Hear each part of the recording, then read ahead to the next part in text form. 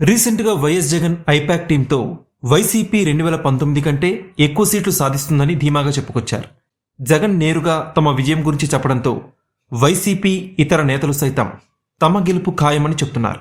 ఈ సమయంలోనే TDP కేడర్ని Chandrababu, Atchannaidu tension పెడుతున్నారు. పోలింగ్ పూర్తయిన తర్వాత ఇప్పటి వరకు తెలుగుదేశం పార్టీ అధినాయకత్వం స్పందించలేదు. గెలుపుపైన ఎలాంటి ప్రకటన చేయలేదు. సాధారణంగా ఏ ఎన్నిక జరిగినా చంద్రబాబు నాయుడు మీడియా సమావేశం ఏర్పాటు చేసి గెలుపుపై ధీమా వ్యక్తం చేస్తారు. వారణాసిలో ఒక మీడియా సంస్థకిచ్చిన ఇంటర్వ్యూలో మాత్రమే చంద్రబాబు ఏపీలో ఎన్డీఏ గెలుస్తుంది అని చెప్పారు. 2019 ఎన్నికల పోలింగ్ తర్వాత అదేవిధంగా తమ గెలుపు ఖాయమని చెప్పుకొచ్చారు. తాజా ఎన్నికల తరహాలోనే నాడు మహిళలు రాత్రి వరకు పోలింగ్ కేంద్రాల్లో లైన్లలో నిలబడి ఓటింగ్ చేశారు. అయితే ఆనాడు అవి ప్రభుత్వానికి అనుకూలంగా పోలైన ఓట్లుగా నాడు చంద్రబాబు చెప్పుకొచ్చారు. కానీ ఇప్పుడు చంద్రబాబు నాయుడు పోలింగ్ తర్వాత ఇలాంటి వ్యాఖ్యలు చేయలేదు.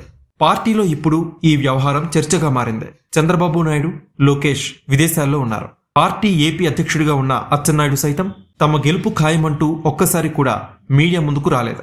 ఇతర అంశాలపై స్పందిస్తున్న అచ్చెన్నాయుడు గెలుపుపైన ధీమా వ్యక్తం చేస్తూ ఎలాంటి ప్రకటన చేయకపోవడం ఏంటనే చర్చ పార్టీలో జరుగుతోంది. పోలింగ్ తర్వాత 3 పార్టీలు కలిసి గెలుపుపైన ఉమ్మడి ప్రకటన చేయాల్సి ఉన్నా అలాంటివేవీ చేయకపోవడం ఏంటనే ప్రశ్నలు తలెత్తుతున్నాయి. పెరిగిన మహిళల ఓట్స్ ని టీడీపీ ఎందుకు క్లెయిమ్ చేసుకోలేకపోతుంది అనే చర్చ కూడా మొదలవుతోంది.